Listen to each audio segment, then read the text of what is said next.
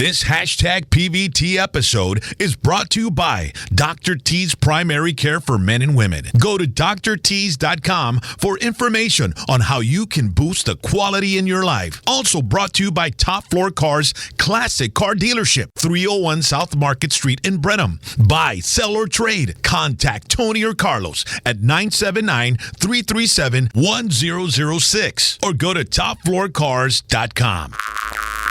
It is a super group. It's Joey Jams on drums, Carlito Miranda on vocals, Chris Perez on guitar, and on bass, a former Mafia bass, Rudy Martinez is his last name? Yeah, actually, he's with him. He's there jamming with him right now. Oh, he is? Yeah, he's still there. Oh, dude, that's awesome, bro. All right. So all of you guys are playing, you got your own project, but this is like that group that you've all had for the longest time, right? And just, that's been around since what, 95, 98, yeah, 97? Well, we've known each other, been boys since early 90s, maybe even late 80s. Me and Rudy go back to high school. Yeah, but didn't you guys play with Shelly Lattes together as kids? Right around the graduate. Yeah, right around 87, 88, somewhere around there. Wow. But yeah, I've known Rudy that long. Carlos came in.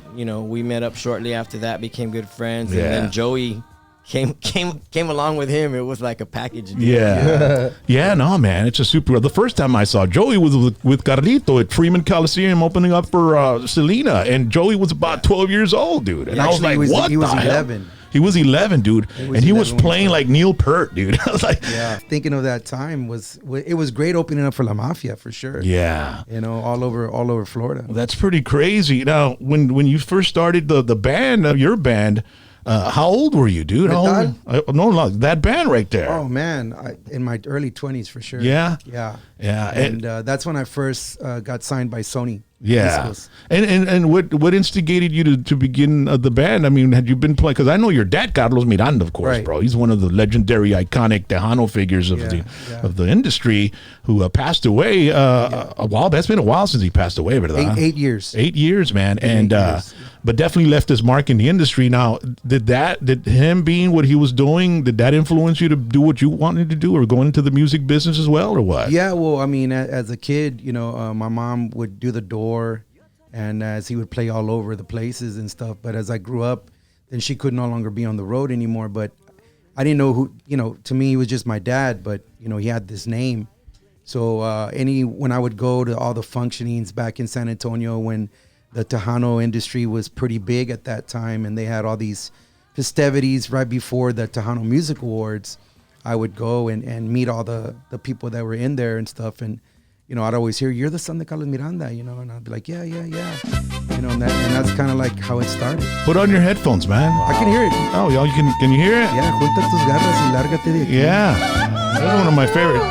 I think this is the one you did with him because you recorded this song together, didn't you? Yeah, but we did it in a mariachi. Oh, yeah? Yeah. Junta tus garras y lárgate de aquí. What a badass song, dude. Well, he wrote it because my mom was kicking him out at that time. So. Pero menos a mí. But the song sounds like he's singing it to the woman. Yeah. And then in the middle of the song, he's actually telling a bartender what the woman told him. Yeah, exactly. Vete y no regreses. Dude, I would get drunk to this song so many times, dude. Really? For like 5 days.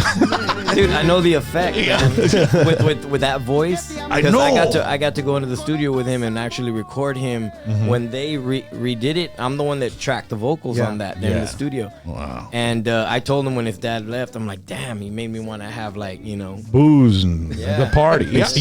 You know what's crazy is like you could get the effect in the recording. But when you'd see him do it live, it's like a la madre, right? It was like a total, punch, and it was interesting.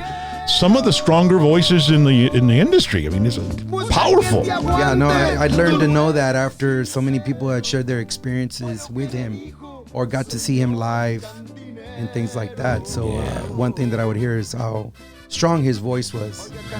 Yeah, man. Well, so What's your most memorable moment of your dad, bro? With you and your dad, was it a time when he told you, gave you some advice, or a time that, Actually, the most memorable times that I have of him is him coming home with the new album. And I think he recorded over 35 albums. Yeah.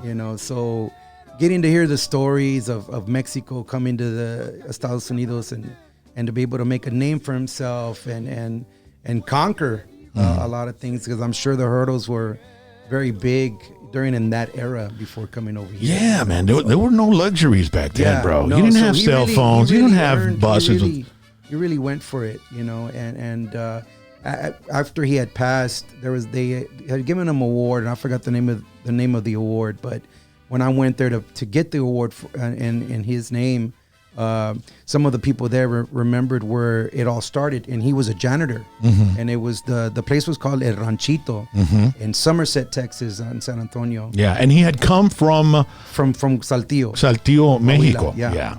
And so he was the janitor there, mopping the floors and stuff like that, you know. And so the band that was performing there could hear somebody singing from far away. Yeah. And they would stop as they were rehearsing, and they were trying to figure out who's this guy that's singing, you know. Yeah. So they after some time they found out that it was him, and they went over there and they asked him, and they said, "Hey man, is that you singing?" And he's like, "Yeah, you know." And so they're like, "Hey, do you mind? Do you want to sing tonight?" And he's like, No. I don't want to sing tonight. I don't want the boss to get mad or whatever." And they said, "Well, if I talk to the boss, would you come and sing, you know?" And he's like, "Yeah."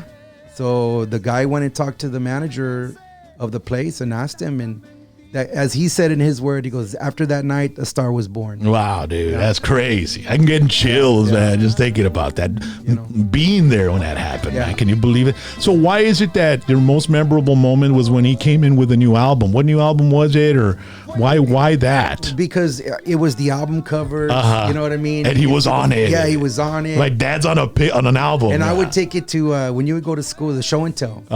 And that was my thing, so I was able to take the albums over Wow, there. man. And just, you know, seeing what it was. But to me, he was just my dad. And you didn't really get to spend a lot of time with him, did you? Because No. he was always on the road, dude. Back then, they played Tuesday through Sunday and shit, right? They were on the road. They'd come back for a couple of days. You get a little bit of sleep and get back on there. Yeah, no, I did get to travel with him to some shows, which was great. See him on the road, how he did things, you know, everything else, and just how the public received him. You know, he always had somewhere to go where they were gonna feed him, or somewhere they all took care of him. And everybody wanted to party with him and hang out with him. And as he was time went on- admired, and you were there watching all that, bro. Yeah, no, it was an experience, and I didn't realize how impactful his name really was, because during the time of touring with Selena Los Dinos, when they would see my name up there, they thought it was actually him. So they would come in, and they'd be these men in suits, and you know, and they'd be like, "Onta Carlos?" You know, like, "Pues aquí está el hijo nomás." And your mom, dude, your mom's an angel, dude. Oh, I yeah. remember My staying mom, at your house in Seguin, Texas, you know, whenever I'd go up there with the TV show I was with, they'd say, "Hey, we're going to stay at the Marriott." Now I'm going to go stay with Carlito in Seguin. I didn't want to stay in no freaking hotel. I want to go hang out with you, stay in your house and, you know, absorb some of the legend stuff that was, you know, I mean, the house, and your mom was always there. And one of the nicest persons I had ever met in my life, dude. Yeah, she was definitely an angel, and anybody who knew me knew her. Yeah. And she was just, you know, I carry her principles as well. She was very giving. And common sense. And I mean, it was an amazing person. Yeah, no, I learned a lot from her. I felt like I was the luckiest kid in the world. I remember I don't know how old Carlito was, probably about 22, and he was living with his mom, you know, at 23, because it was just him and his mom. And, you know, he stayed there with her and took care of her till the last days. Yeah.